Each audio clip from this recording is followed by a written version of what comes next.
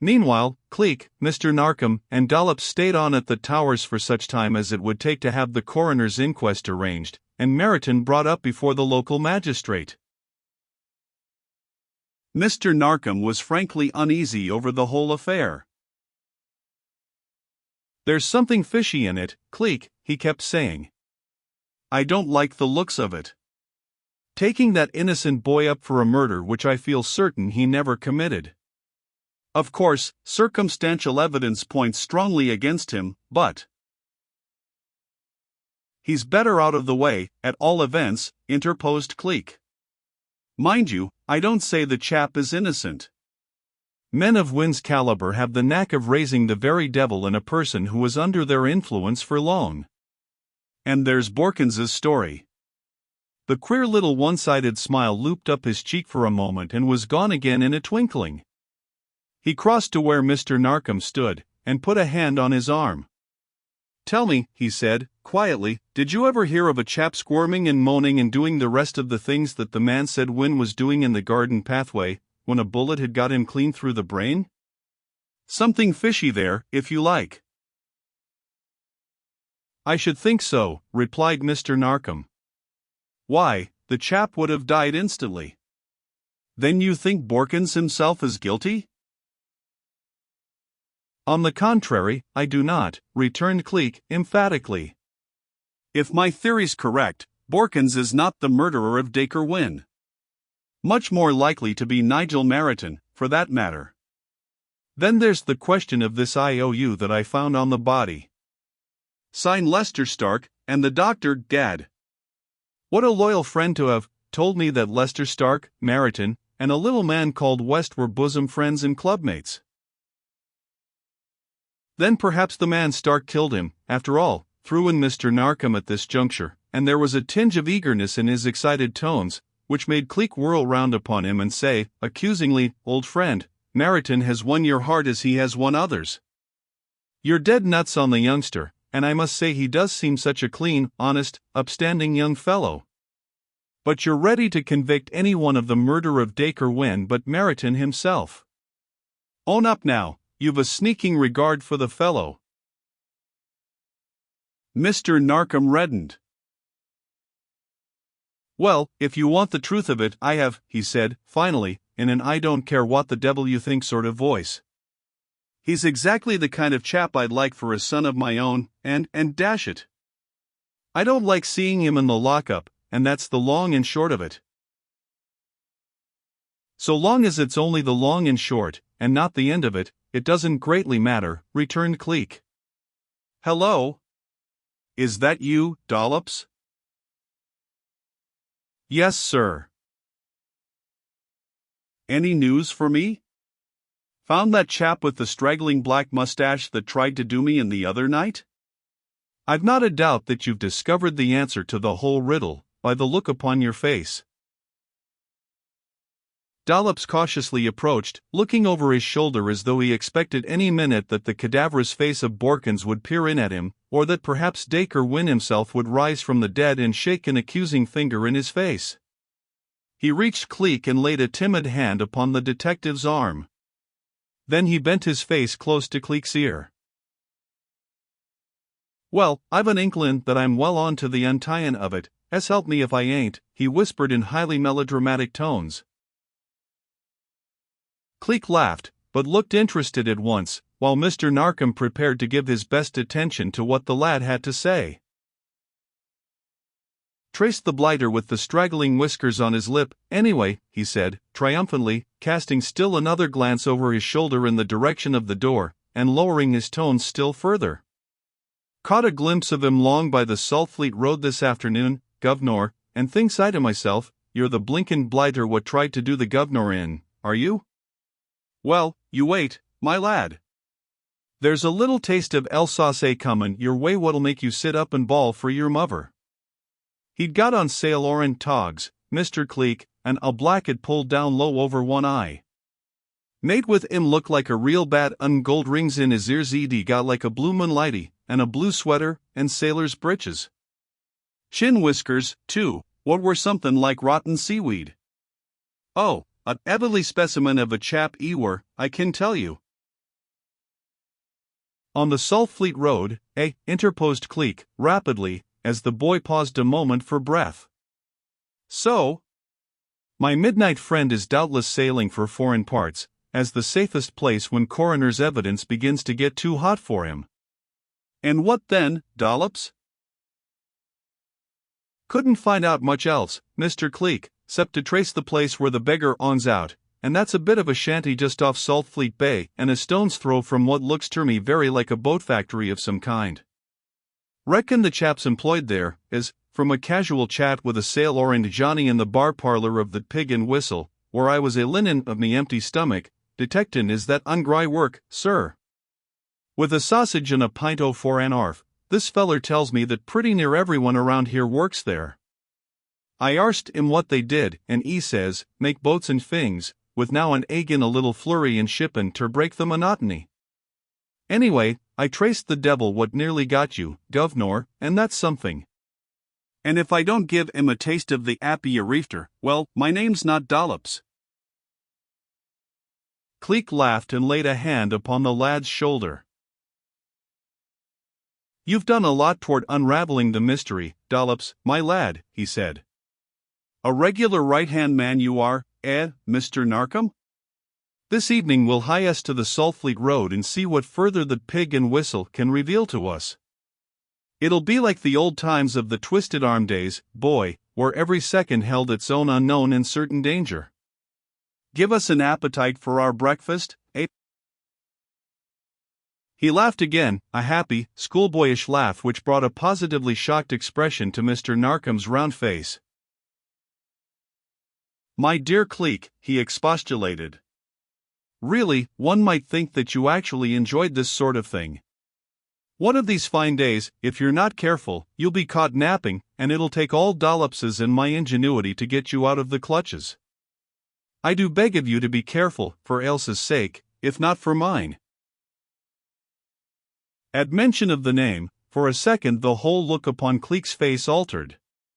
Something came into his eyes that softened their keenness, something settled down over his countenance, wiping away the mirth and the grim lines together. He sighed. Hago, he said, softly, spinning round upon his heel and surveying Mr. Narkom with a half-smile upon his lips. I will be careful, dear friend. I promise. And I have given my word to her as well. And that the life of Hamilton Cleek should be so precious to any such angel as that, well, it fair beats me, as Dollops would say. I'll be careful, all right. You may depend upon it. But Dollops and I are going to have a little outing on our own. We'll ransack the makeup box after lunch and see what it can produce. And if we don't bring back something worth hearing to you on our return tonight, then I'll retire from Scotland Yard altogether and take a kindergarten class. God! I feel sorry for young Meriton. But there's no other course open to us at present but to keep him where he is. Coroner's inquest takes place tomorrow afternoon, and a lot may happen in the meantime. Mr. Narkom gravely shook his head. Don't like the thing at all, Headland, he supplemented slowly, lighting a fresh cigarette from the stump of the other one, and blowing a cloud of smoke into the air. There's something here that we haven't got at. Something big. I feel it. Well, you'll have that feeling further augmented before many more days are over, my friend, returned Cleek, meaningly. What did the letter from headquarters say? I noticed you got one this morning, and recognized it by the way the stamp was set on the envelope, though I must say your secretary is more than discreet.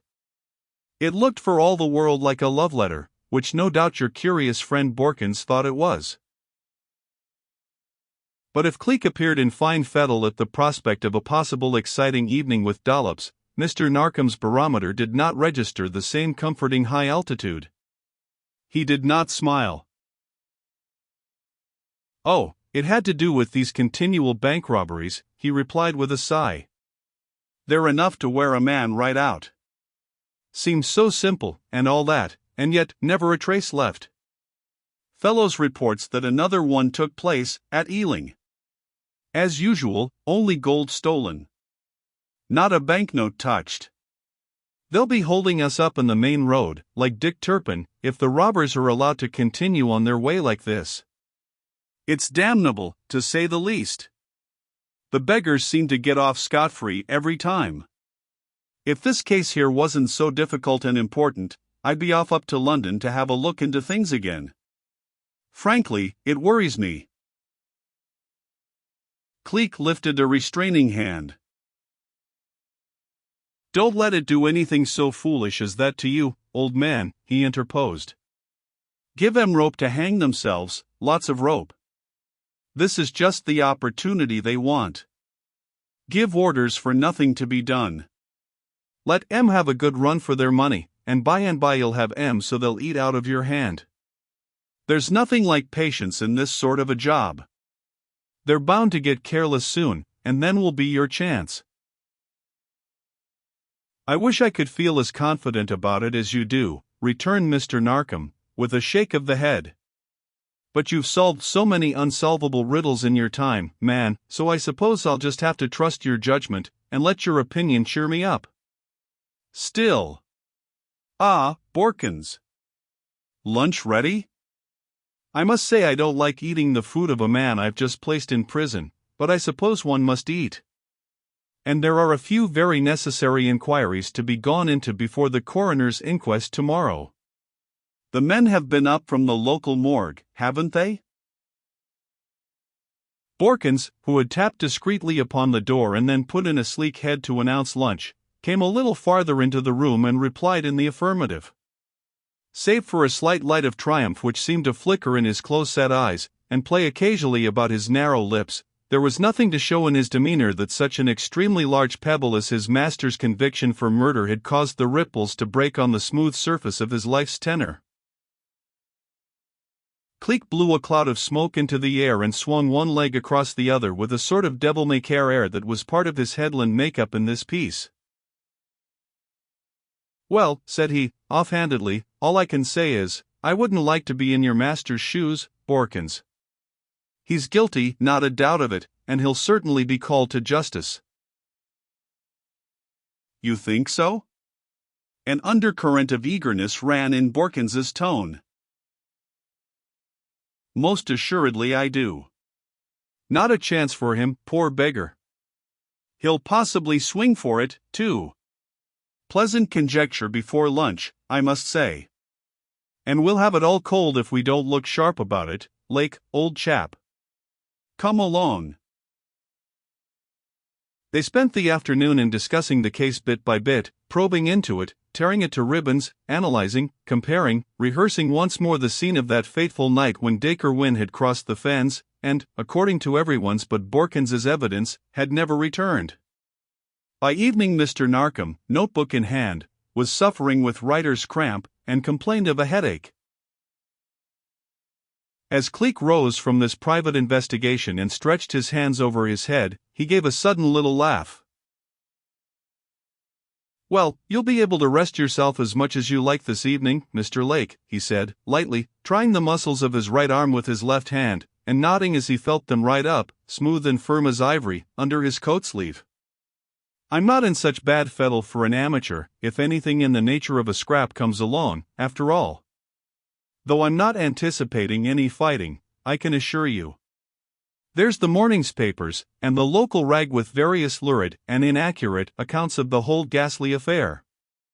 Meryton seems to have a good many friends in these parts, and the local press is strong in his favor. But that's as far as it goes. At any rate, they'll keep you interested until we come home again. By the way, you might drop a hint to Borkins that I shall be writing some letters in my room tonight, and don't want to be disturbed, and that if he wants to go out, Dollops will post them for me and see to my wants, will you? I don't want him to suspicion anything." Mr. Narkom nodded. He snapped his notebook to, and bound the elastic round it, as Cleek crossed to the door and threw it open. "I'll be going up to my room now, Lake," he said, in clear, high tones that carried down the empty hallway to whatever listener might be there to hear them. "I've some letters to write. One to my fiancée, you know, and naturally I don't want to be disturbed." All right, said Mr. Narkom, equally clearly. So long. Then the door closed sharply, and Cleek mounted the stairs to his room, whistling softly to himself meanwhile, just as Borkins rounded the corner of the dining room door and acknowledged his friendly nod with one equally friendly. A smile played about the corners of the man's mouth, and his eyes narrowed, as he watched Cleek disappear up the stairs. "Faw," he said to the shadows. "So much for your London policeman, eh? Writin' love letters on a night like this. Young sappy AD." Then he swung upon his heel, and retraced his steps to the kitchen. Upstairs in the dark passageway, Cleek stood and laughed noiselessly, his shoulders shaking with the mirth that swayed him. Borkins's idea of a London policeman had pleased him mightily.